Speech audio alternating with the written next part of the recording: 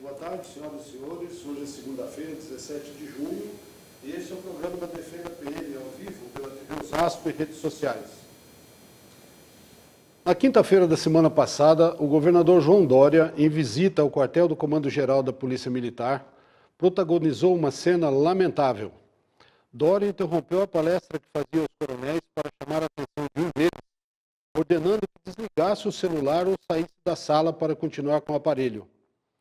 As imagens da fala do governador, produzidas pelo staff que o acompanha a todos os lugares, ganharam as redes sociais quase que instantaneamente. Um delegado de polícia e a edição eletrônica da Veja São Paulo jocosamente publicaram que o governador dera um pito num coronel. Mal sabia o governador que o coronel estava usando o celular para tomar notas sobre o que ele, governador, falava. A missão do coronel, ali naquela reunião, era também lavrar uma ata, medida de praxe na Polícia Militar. Mal sabe o governador também que um comandante, pelo bem da sociedade a qual serve, não pode ficar incomunicável com seus comandados, mesmo durante a visita de um governador. Tão logo as imagens ganharam as redes sociais, começou a reação à intempestiva e desnecessária intervenção de João Dória. Associações PM, deputados estaduais, deputados federais, praças e oficiais da Polícia Militar inundaram as redes com manifestações de solidariedade ao coronel e críticas ao governador. O senador Major Olímpio gravou um vídeo de repúdio ao ato. No dia seguinte, Dória convocou o coronel ao Palácio dos Bandeirantes e, pelo que se depreende do vídeo que ele publicou nas redes sociais, reconheceu o erro. Mas cometeu mais uma indelicadeza ao dizer, abre aspas, nos desculpamos, fecha aspas, como se o coronel tivesse realmente cometido uma falta e pedido desculpas. Melhor faria o governador se procurasse conhecer a liturgia da Polícia Militar antes de querer, a pulso, mostrar quem é que manda em quem. Melhor também farão o delegado de polícia e a edição eletrônica da Veja São Paulo de reconsiderar a infantilidade de chamar de pito o que foi um desastre pela ignorância dos fatos do governador.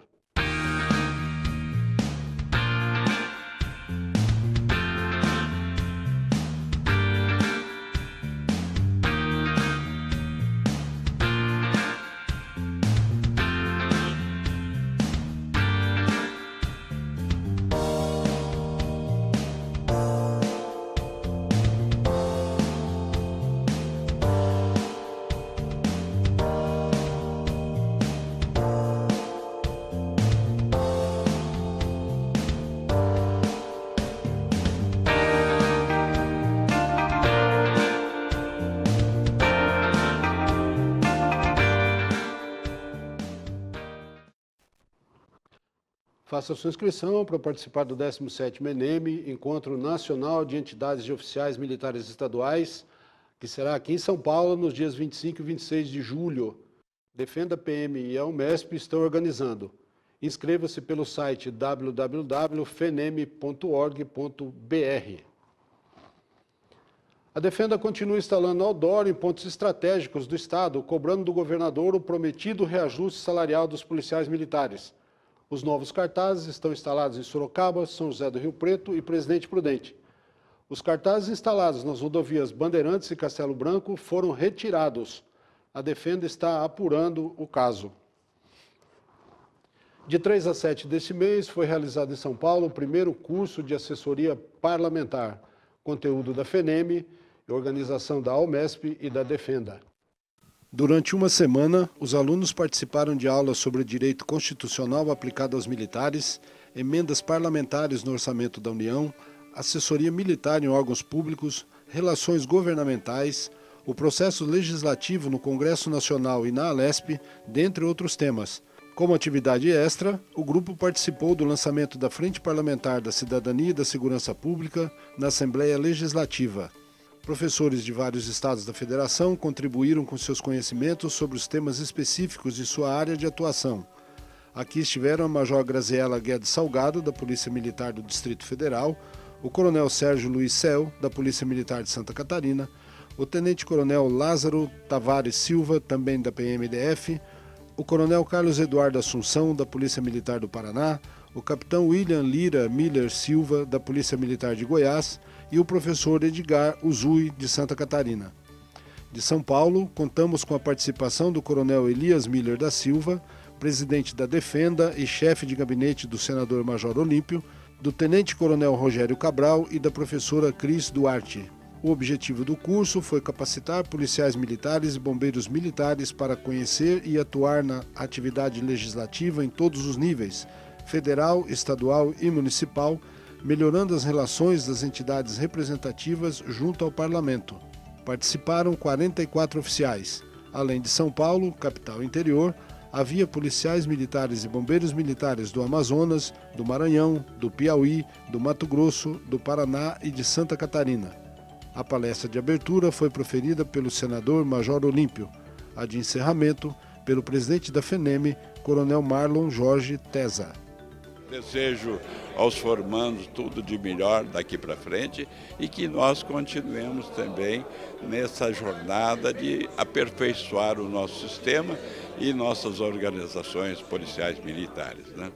É um curso excepcional que agregou muito em termos de conhecimento político, da tramitação interna do processo legislativo, além de aumentar a conexão e o net que nós temos com os demais integrantes das polícias militares e corpos de bombeiros militares de outros estados.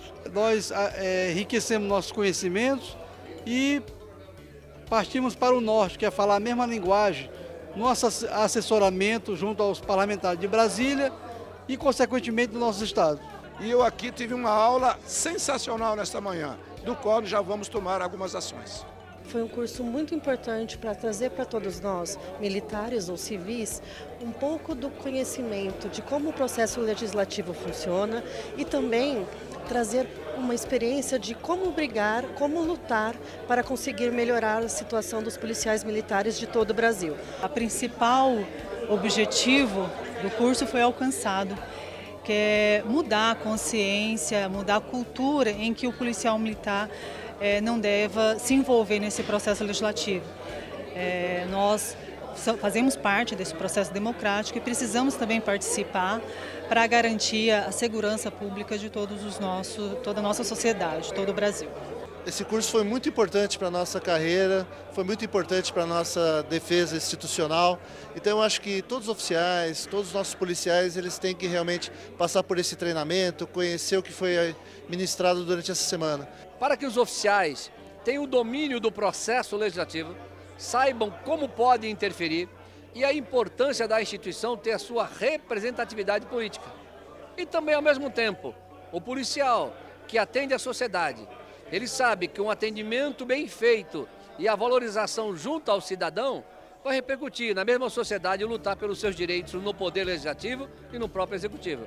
É um curso que visa preparar os oficiais e parceiros dos oficiais militares, das polícias militares e bombeiros militares para a atividade política. Esse é o foco principal do curso, dando uma visão ampla de como é que é o mundo político, tanto na esfera federal, esfera estadual e municipal. Nós temos feito isso, é uma semana de impactação realmente, para que o oficial, aquele que frequenta o curso, saia diferente daquilo que entrou e preparado para a atividade política como um todo.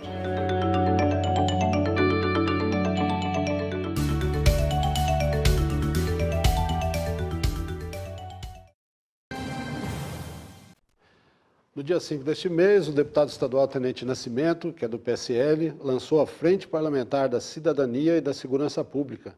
A cerimônia foi realizada na Assembleia Legislativa, contou com a participação do comandante-geral da Polícia Militar, coronel Marcelo Vieira Salles, e dos alunos do curso de assessoria parlamentar. Na semana passada, o relator da reforma da Previdência, deputado Samuel Moreira, que é do PSDB aqui de São Paulo, apresentou um relatório. Ele atendeu a quase todos os pleitos em relação à simetria dos militares estaduais com os militares das Forças Armadas, inclusive pensionistas. Estados e municípios continuam dentro da reforma, o que foi defendido por vários governadores, inclusive João Dória de São Paulo. Aqui comigo, novamente, está o coronel Ernesto Puglia Neto, secretário executivo da Defenda, a quem eu peço um comentário sobre a apresentação do relatório. Boa tarde, Silvio. Boa tarde a nossa comunidade de hoje. Boa tarde a você que nos acompanha e nos assiste pelas redes sociais, também pela TV Osasco. O relatório era uma peça que estava sendo ansiosamente aguardada. Existiam várias informações, umas que se comprovaram, outras nem tanto, mas o importante da manutenção dos estados e municípios dentro daquilo que foi estabelecido originalmente pelo governo federal, dentro da PEC, portanto, e principalmente a manutenção da similaridade, da simetria que existe entre polícias militares, corpos de bombeiros militares com as Forças Armadas.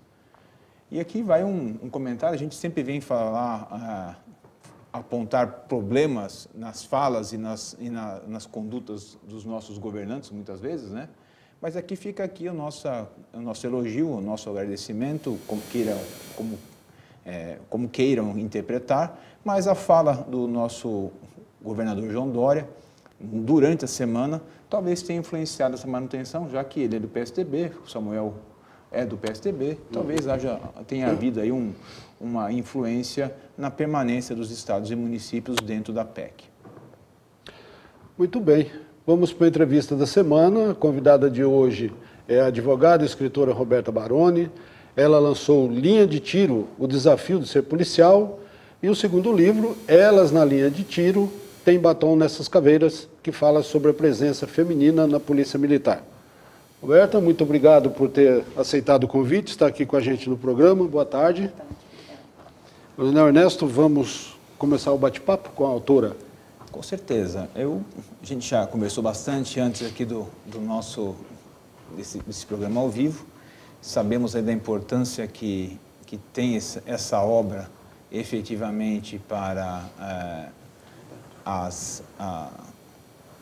acho que os policiais de uma forma geral, né? Não só os policiais femininas, mas os policiais de uma forma geral. E fica a curiosidade, talvez, de quem está nos assistindo, de saber como é que a senhora como se envolveu nesse assunto. Por que falar, em duas obras consecutivas, falar sobre policiais militares? Primeiro, eu quero agradecer a presença e a oportunidade de falar sobre os livros. A minha motivação maior talvez eu hoje consiga descrever como uma missão, porque eu sou uma civil, eu nasci no estado do Rio de Janeiro, nasci em Petrópolis, e acabei vindo para São Paulo, há 15 anos atrás, e resolvi escrever sobre a polícia.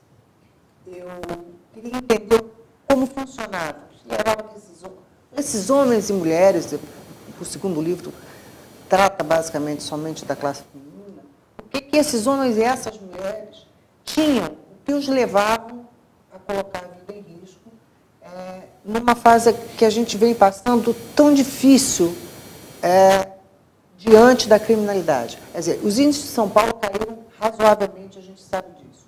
O que aumentou, e não acho nem que foi um aumento, foi um aparecimento maior, é a história do feminicídio. As mulheres começaram a entender que elas teriam uma delegacia especializada e que essa delegacia seria conduzida certamente por uma delegada, e elas começaram a tomar a iniciativa de ir à delegacia denunciar ou o marido, ou o amante, ou o namorado, ou seja lá quem for. Então, o que me interessou na polícia era o que movia esses homens, né? O que fazia com que esses homens se deparassem diariamente, aqueles que estão na rua a serviço, com receio, porque nenhum de nós sabe o que vai acontecer. Mas eu tenho certeza que eu vou sair daqui e eu tenho um propósito, que é voltar para o meu lar, para voltar para o meu escritório, voltar a escrever. Mas a vida de um policial militar, durante o período, as 12 horas que ele está dentro do turno dele, qualquer coisa pode acontecer. Ele está à vista. Ele é visível. E não só visível, ele passa a ficar interagindo e fica com o sentido dele, o alerta ligado o tempo inteiro para que não aconteça nada. E o fato maior que me levou a escrever foi a gente trazer à tona, a gente acabar com essa máscara que policial é violento, que a polícia é truculenta, que a abordagem é truculenta, que policial é perigoso, que o policial sempre vem com uma atitude mais dura, mais endurecida. Isso não é verdade. A polícia não é truculenta. A truculenta é o crime, o tribunal do crime, o narcotráfico, os comandos, isso sim é violência. Uma violência, no meu estado, pelo menos, liberada há anos, desde que o Brizola concedeu a liberdade que eles operassem e fizessem um poder paralelo. A Polícia de São Paulo é uma polícia muito bem preparada, muito estratégica, muito bem concentrada, tem uma central fantástica, que é o Copom, em que auxilia a polícia imediatamente, e foi uma das experiências mais profundas que eu tive ao escrever os 2 livros. A senhora é advogada, militante, a senhora tem seu escritório? Não, eu parei para escrever sobre a polícia, Entendi. porque, na verdade, eu era quase uma rábula, né? Eu lia muito mais do que eu conseguia frequentar as aulas. Eu tive uma situação, um problema físico no meu menisco, e eu ou enlouquecia, entrava em depressão, ou eu faria alguma coisa no que eu gostava. Então, eu acabava sempre recebendo ligação de alguns amigos, dizendo, olha, como é que faz? Minha mãe está se separando do meu pai e tal. Eu falei, pô, não sou nem advogada, daqui a pouco eu estou assinando petição que você pega pela OAB. Eu me lembro que eu fui ver o primeiro julgamento que eu fui assistir como estudante de faculdade, foi a chacina de Osasco. E naquele momento aquilo me despertou, estava na cadeira de rodas e tal, eu comecei a olhar os 2 lados da moeda, né? Porque dentro de um tribunal fica a família daqueles que participaram da chacina, e do outro lado fica a família dos policiais que foram condenados. E eu conhecia 2 dali, que eram 2 guardas municipais. E eu saí dali com um propósito de dizer, não, a gente está com uma informação há muitos anos, a gente carrega a sociedade em si, principalmente os jovens, carregam uma informação da polícia que é completamente oposta. Cito eu o caso da USP. Né? Os estudantes foram lá, levantaram a placa que não queriam a intervenção da polícia, não queriam a polícia dentro da USP, porque eles queriam, basicamente, ter uma liberdade para o que desejasse for. O primeiro veículo que foi roubado na USP, para onde que eles ligaram? 190. Nenhum de nós aqui, nenhum cidadão, nenhum de São Paulo, quando tem problema, nenhum deles liga para nenhum super-herói, ou para o tio ou para a mãe, liga para o 90. Qual que foi assim, a pedra de toque para escrever sobre polícia? O que te deu a luz e falou assim, isso aqui que eu quero fazer? Não acreditar porque que eles se entregavam a essa função, porque salário a gente sabia que não era, desde cedo, desde muito tempo. E por que o que movia, o que os moviam? Porque senão eles são homens, são pais, são filhos, são irmãos, eles têm família, eles não têm varal em casa. Eles moram em comunidades que muitas vezes eles têm que fazer abordagens perto dessas comunidades, ou até nessas comunidades em que eles residem. É uma vida muito difícil. É uma vida pessoal do homem, do ser humano, muito difícil. Então, depois de 2 livros publicados, o que a senhora acha que move essas pessoas? É espírito, aquela história de missão dada, missão com. Eu acho que o cara nasce disso. Eu vim aqui para tentar fazer alguma coisa diferente, porque eu não consegui até agora encontrar. As exigências são muito grandes, eu preciso que eles tenham um equilíbrio enorme. Né? Ladrão não está estatuado na testa. Né? Eu sou ladrão, tome cuidado comigo. Eles ficam debaixo de sol, debaixo de chuva. Dentro de ambientes, às vezes, são extremamente hostis a eles. Né? A gente tem hoje ainda certas dificuldades, eu tenho alguns oficiais que eu acompanho o caso, que não conseguiram receber o seguro ainda e foram mortos em serviço. Então, o que me chama a atenção, eu queria descobrir o que movia. Mas, para isso, eu precisava ganhar a confiança desses homens, porque eu sou uma mulher civil. Então, eles mesmos se perguntavam, você está correndo esse risco de querer conhecer a comunidade, querer entrar com a gente, querer... É o sentimento de humanizar a polícia. A população está extremamente... Ela conhece pouco, muito pouco, e não adianta a gente abrir a porta lá da Rota às sextas-feiras, eu acho até que é uma atitude muito benéfica, para visitar a rota, mas a gente faz isso para conhecer a história do batalhão Tobias Aguiar. A polícia é muito mais que isso. A polícia é humana. A polícia é muito maior. Para escrever o livro, a senhora visitou o BOPE, no Rio de Janeiro, visitou a Rota aqui em São Paulo, conversou com muitos policiais. Como é que foi essa experiência? No início era tudo muito controlado, as palavras todas eram muito... Era pisar em ovos. Né? No primeiro livro, basicamente, era quase uma história. E no meu primeiro livro, morreram oficiais que eu tinha entrevistado. Então, eu também tinha agudas depressões, né, de saber que eu publico ou não publico. E eu comecei a perceber, primeiro, que o direito humano só serve para CUT, né? Se for feito um protesto lá na Paulista para os sem-teto ou para o MST, os direitos humanos batem pesado mesmo, né? Eu descobri que esses homens se sentem cansados, desprestigiados, porque eles se entregam, eles entregam a vida deles em prol. Eu sempre perguntei para eles, se eu tiver que se colocar na frente de uma pessoa para defender, a resposta é sim, sempre.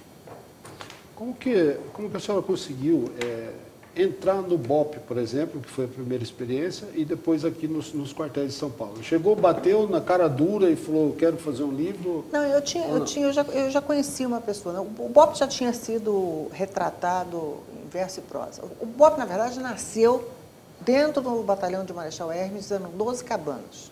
Né? Assim, a história do BOPE, ele nunca teve... O ambiente que ele tem hoje nasceu de 95 para frente. Eram 12 cabanas em que ficavam os oficiais que recebiam um treinamento diferenciado em Marechal Hermes. Dali eles migraram para um outro quartel e depois eles foram para Laranjeiras, que era um cassino utilizado pelo tráfico de drogas, que foi tomado pela polícia e ali se tornou, então, o Batalhão de Operações Especiais. E o BOPE já havia feito fama no Brasil todo com tropa de elite, né, conduzido pelo Padilha. E todo mundo tinha uma certa atração. Quer dizer, foi criada uma música, foi criado um roteiro, foi feito um filme, foram 3 milhões de cópias irregularmente vendidas no mercado. E 3 milhões. Acho que nem o Pimentel tinha ideia do que ele tinha construído.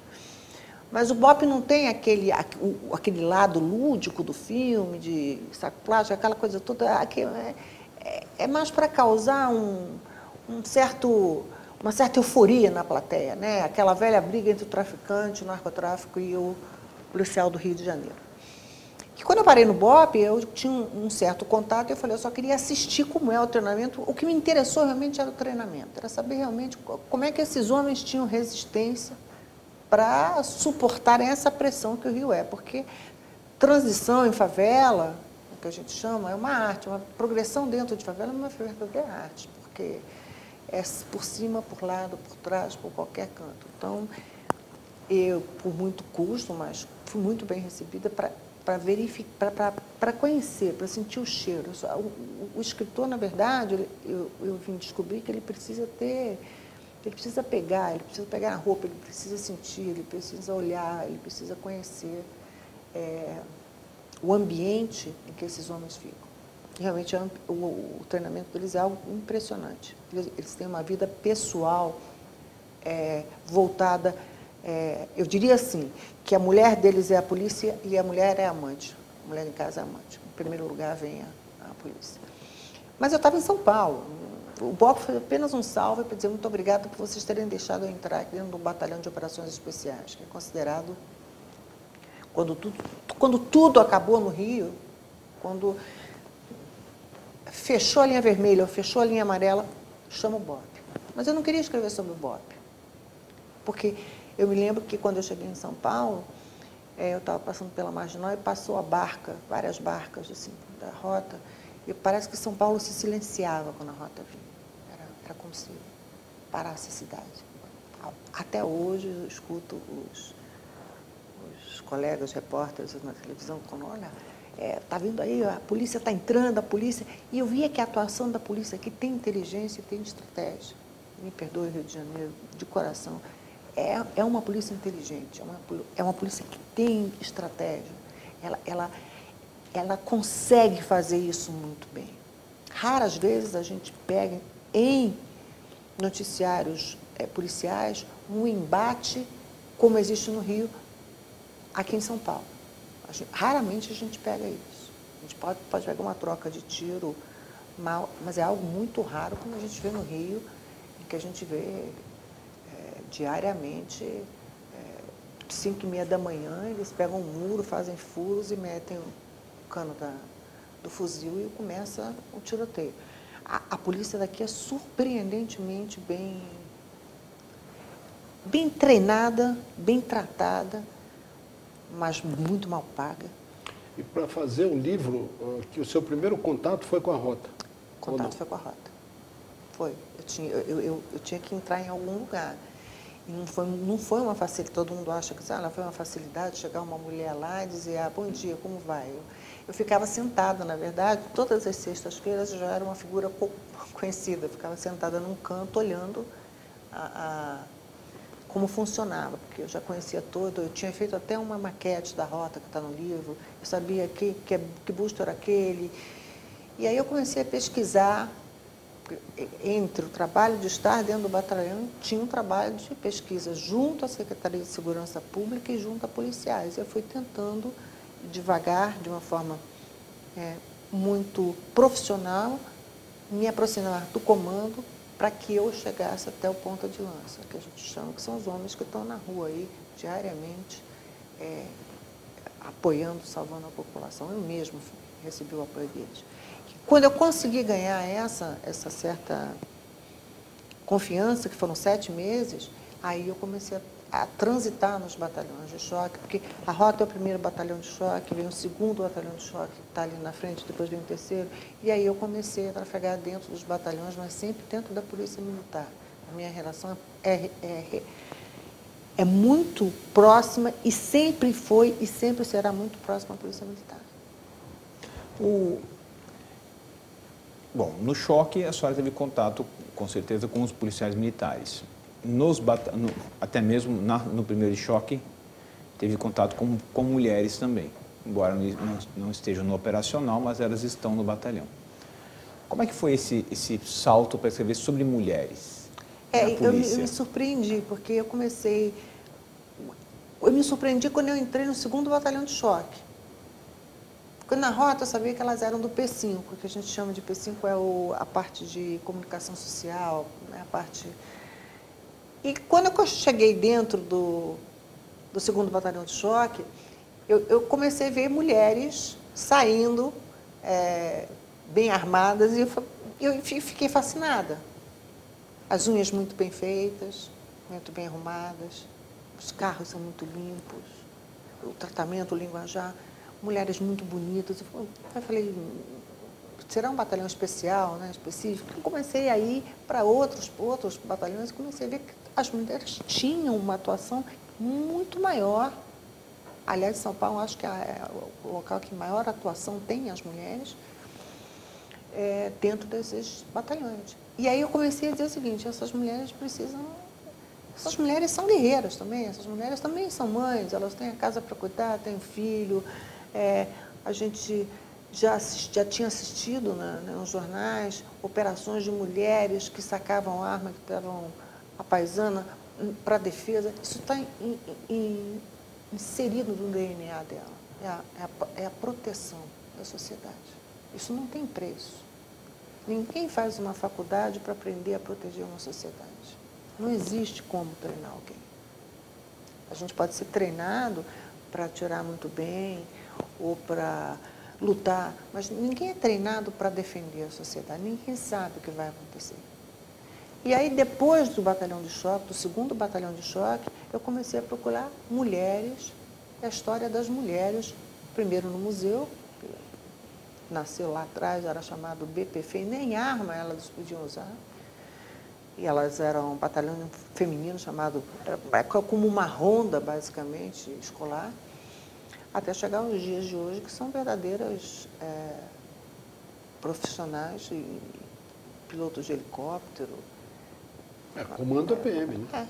Sim. A comandante-geral. A gente tem a comandante da Guarda Municipal, a comandante Elza, uma mulher, e quando a gente olha, como a gente vê a coronel Cláudia Virgílio, a história dela que está no livro, a coronel Helena, a gente fica impressionado, porque quando elas falam comigo, é uma conversa entre mulheres, e eu fico me perguntando de onde nasceu, né? Porque a gente tem essa concepção pessoal, e isso é na natureza histórica, de que o homem é o provedor, é o mais forte, é aquele que vai resolver a situação. A gente tem aquele velho jargão, né? Peraí que eu vou chamar meu marido para você resolver lá. Eu não tenho mais 20 anos, né? Tem bem mais que isso. Então, a gente sempre teve a sensação e a criação de que o homem é a natureza forte, é a natureza que está habilitado para a defesa. Mas a gente não tem essa concepção, a minha geração, da mulher que pega uma .40 e faz uma abordagem, né? E isso me surpreendeu muito, que eram mulheres que pilotavam... Eu entrevistei uma mulher que pilotava um jato, a primeira mulher que pilotou um jato no Brasil. E miudinha, pequenininha, um caça. Então, não me desfazendo dos homens, eu percebi dentro da polícia que elas preservam muita qualidade. Não é a qualidade, é o caráter feminino.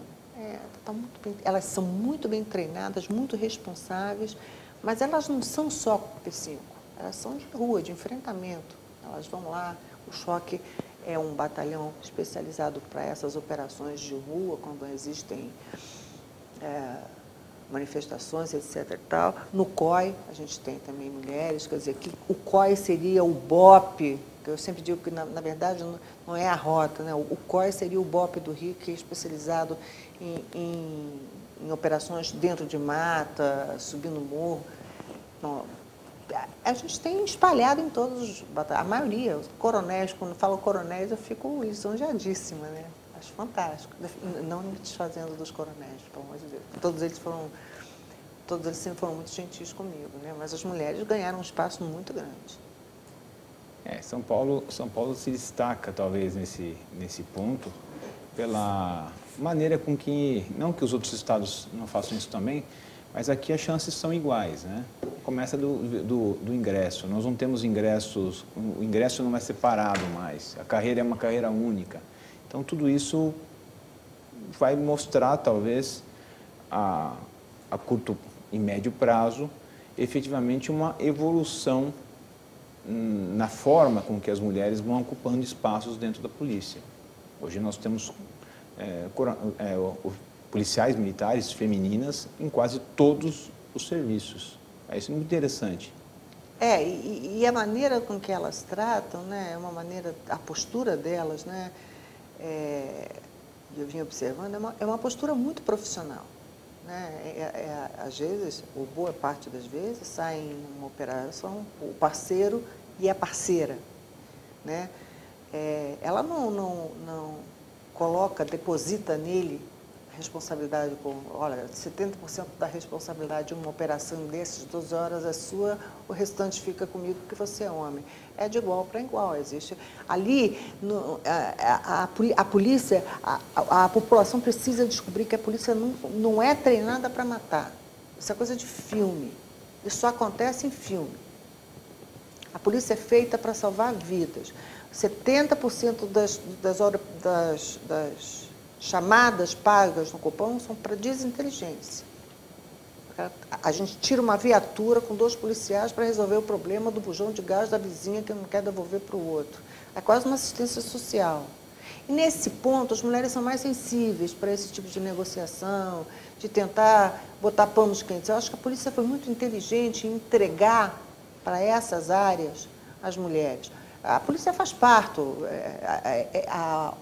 Em vários locais de São Paulo, a única opção desse pessoal que vive na favela, e eu não vou trocar por comunidade porque é histórico o nome favela, não é depreciativo, é histórico,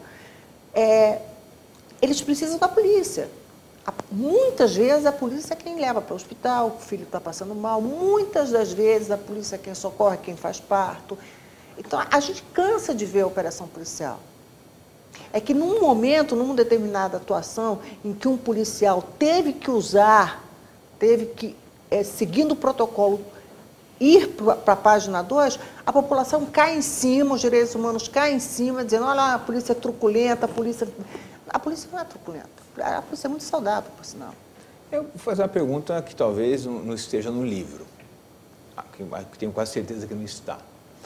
Mas, nas conversas, vivendo esse tempo todo próximo a policiais militares masculinos e femininos, a senhora percebeu algum tipo de discriminação? Não. O tempo que eu passei com eles, não. Eu acho até que elas, quando vestem algumas, né, quando colocam a roupa, há uma transformação interna delas. Na verdade, nós somos mais frágeis no sentido pessoal da própria criação, né? Essa nova ordem da polícia agora, quer dizer, essas novas policiais que vêm diferente da minha geração. Mas eu não senti pode ser que no início de um treinamento ou em algum batalhão de operação mais especializado, exista uma brincadeira de dizer, é uma mulher, vamos pegar ela por esse lado, porque a mulher tem essa história dos hormônios, essa história toda da alta sensibilidade pessoal, né? E o comandante normalmente é mais gentil, porque não por nada, ela não faz nada diferente do que os outros não façam. Mas é da natureza masculina saber que a gente não tem a força que vocês têm. E a função dentro de um treinamento, dentro da polícia, não é competição. Existe uma frase que está escrita na parede, assim, de entrada do BOP. Aqui ninguém deixa ninguém para trás. Se vai carregar alguém, além da mochila de 30 quilos que eles carregam nas costas, se tiver que carregar, eles vão carregar. E a mulher, se tiver condição de fazer, vai fazer também. Mulheres raspam a cabeça, duas rasparam, a Cintiane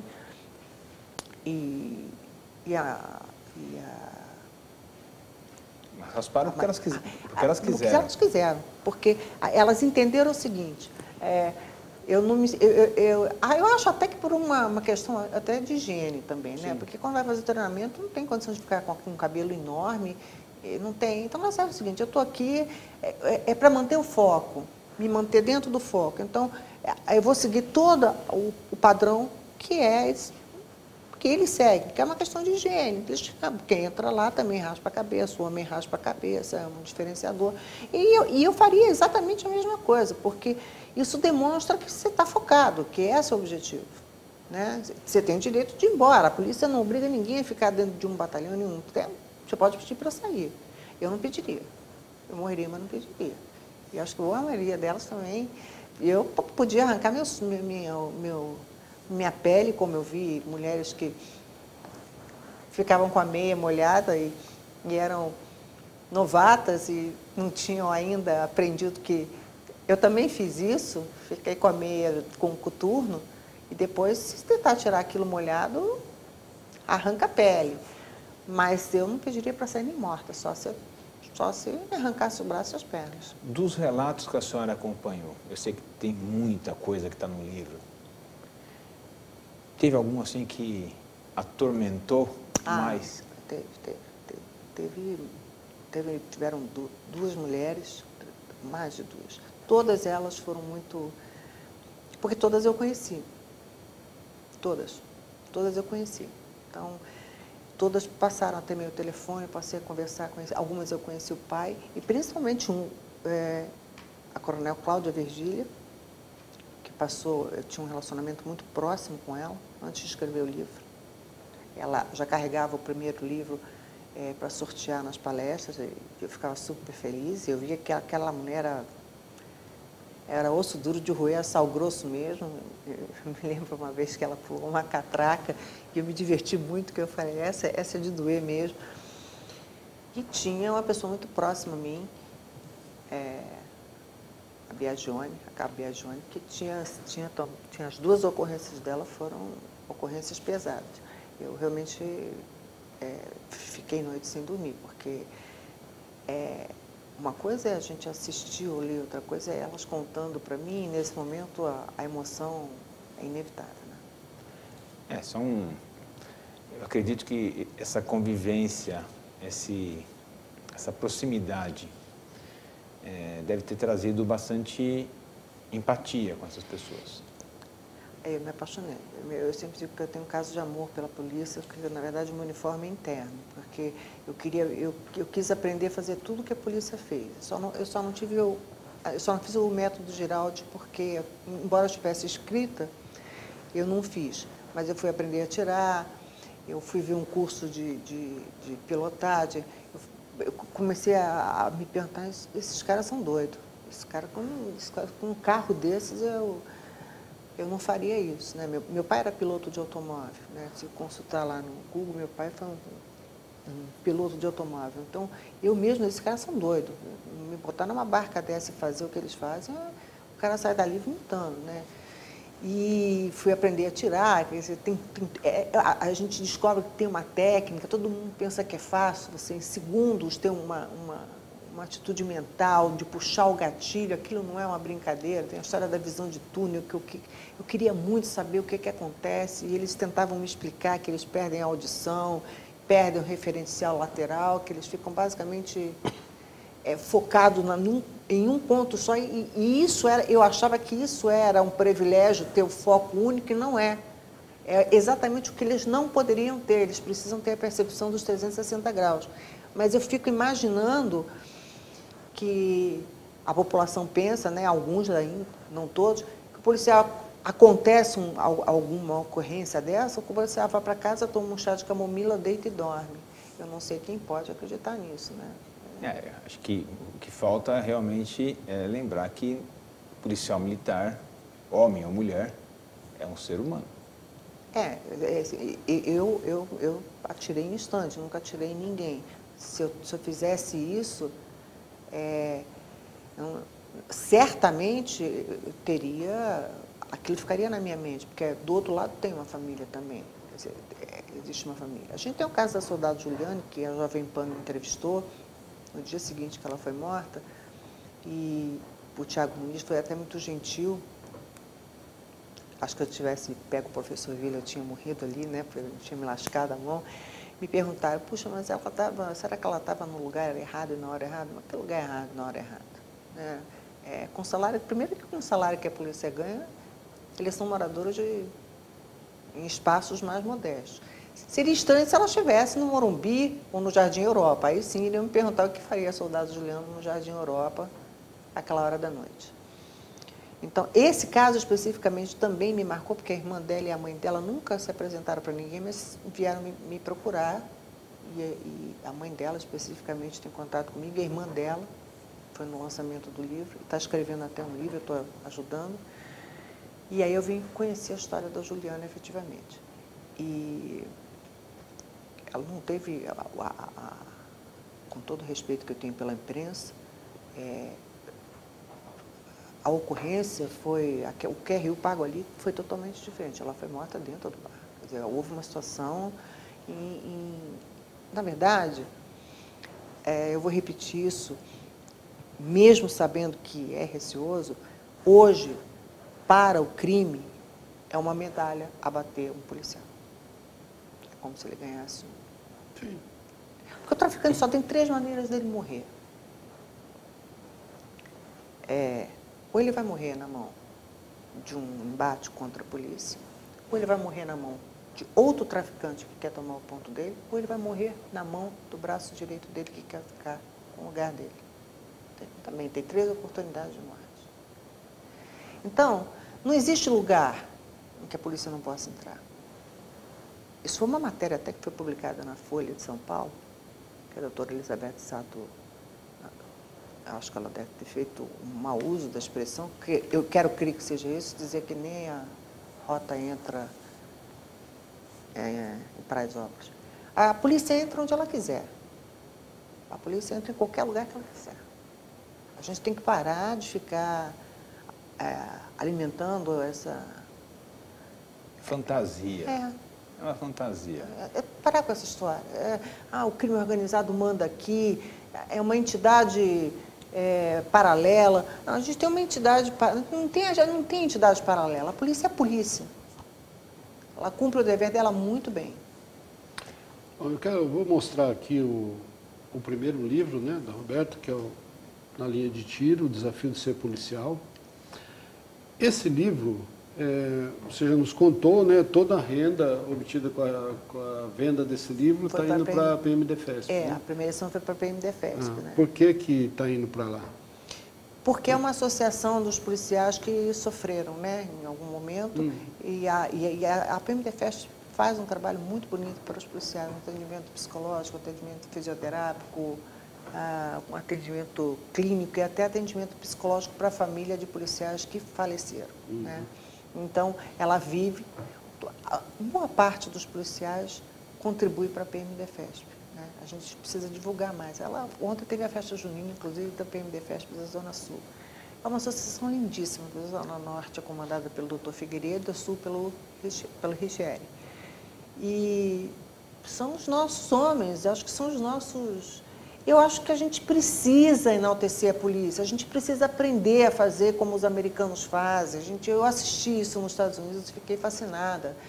Quando entram 2 oficiais da polícia numa cafeteria, as pessoas aplaudem, se sentem felizes, se sentem protegidas. A gente precisa valorizar quem protege. Está tudo errado aqui. A população ela tem um conceito errado daquele que as defende. Senão a gente não teria essa quantidade de chamadas no 90. Eu nunca vi ninguém ligar para outro lugar. Calma. Não consigo. Calma. Esse aqui é o segundo livro, escrito pela doutora Roberta. Elas na Linha de Tiro. Esse livro aqui, a destinação da renda é outro, né? Esse aqui está indo para o Lar Santa Rita de Cássia. Eu queria que a senhora falasse um pouquinho desse Lar Santa Rita de Cássia, que é um empreendimento seu e para o qual está indo a renda do livro. Né? Pode falar um pouquinho dele? Então, esse lar está sendo construído para abrigar mulheres que sofreram e que sofrem violência doméstica. Aqui em São Paulo que está construído? Acho que em São Paulo. É uma experiência nova para mim também. Juridicamente eu tenho que me apoiar, porque eu preciso de proteção para a própria casa, né? Preciso ter uma ordem de proteção. As mulheres precisam denunciar, elas precisam usar o 80. Até peço, por favor, Henrique, assim, eu atendo todo mundo, eu não sou um robô, mas podem me ligar de madrugada e tal. Mas 180 existe para ser feita a denúncia e vai ser atendido. Existem delegacias de mulheres que ficam abertas 24 horas para atendimento. Bom, como é que eu descobri que elas precisavam de um lugar para ir? As mulheres precisam ter para onde ir, por quê? Porque quando chega a senhora Maria na delegacia para fazer um boletim de ocorrência contra o marido, quando terminar aquele boletim e ela voltar para casa, ele vai ser intimado. E ela vai voltar para o mesmo lugar que ele. Então, a gente não precisa se estender muito e é notório no que vai terminar. Certamente, eu sempre digo, eu não acho que aumentou, os números aumentaram. Eu acho que as denúncias aumentaram. Então, a divulgação, né? Até quando começaram a aparecer celebridades de situações, de condições de vida mais bem respeitadas, apessoadas, mulheres que eram modelos e tal, e diziam, olha, eu apanhei, eu sou dentista e ele era advogado. E aí as mulheres começaram a tomar coragem e dizer, não é só o pobre, o que mora na comunidade, o de cor escura que apanha. Qualquer mulher pode apanhar, dependendo do homem com quem ela se envolve. A gente teve um caso recente agora de uma moça que foi com a família e o pai exterminou, e aquilo foi premeditado claramente, porque senão ele não teria tanta munição, exterminou o pai, a mãe e o menino que a menina namorava. Então, as mulheres precisam ter coragem. E aí, por que elas... Eu ficava na delegacia sentada, observando. A mulher chegava lá espancada, roxa, arrebentada e tal. Aí fazia o boletim de ocorrência, demorava. Daqui a 1h30, 2 horas, ela voltava lá e falava, doutor, precisa tirar o boletim. Ah, por quê? O cara te bateu. Não, não, não, pelo amor de Deus. E a maioria tira e volta para casa. Ele me bateu, mas agora ele vai me matar. Ou pior, tem uma situação secundária que eu vim descobrindo. O chefe daquele movimento, daquela área que ela mora, se estiver próximo ou se ele tiver ligação, isso é evidente. O tráfico ou qualquer tipo de outro comando não quer polícia dentro do território deles. Isso impede o comércio. A gente tem, quando nós entendermos que a droga é um comércio riquíssimo, é uma indústria riquíssima, nós temos 17 mil quilômetros de fronteiras abertas, armas não chegam pelo correio. Eu pressuponho que uma .50 não passa ali nos corredores da Lapa. Se o marido dela ou o companheiro tiver algum relacionamento, tudo que o dono daquele ponto quer é a entrada da polícia. E existe a Ronda Maria da Penha, que se ela tiver uma protetiva ou uma preventiva, tem hoje, e existe, e é verdade mesmo, o trabalho de passar ali para ver a situação daquela mulher. Então, ela volta lá por 2 motivos muito básicos. Um, que ela vai morrer, o outro, porque ela vai receber a ordem, o marido vai receber a ordem para dizer, ó, aqui não, na minha área não. Porque ele não quer polícia lá protegendo a mulher. Porque a polícia vai ver outras coisas. Nenhum território onde haja a venda, onde haja o comando, quer polícia dentro. Porque coíbe a venda. Bom, nós estamos no fim do programa. Vou expor aqui os 2 livros da Roberta. Onde compra, como faz para adquirir os livros? Pode usar o site www.livrolinhadetiro.com.br ou na Martins Fontes, da Avenida Paulista. Está sendo vendido lá na livraria. Está sendo vendido na livraria. Ótimo. Muito bem. Então, está recomendado.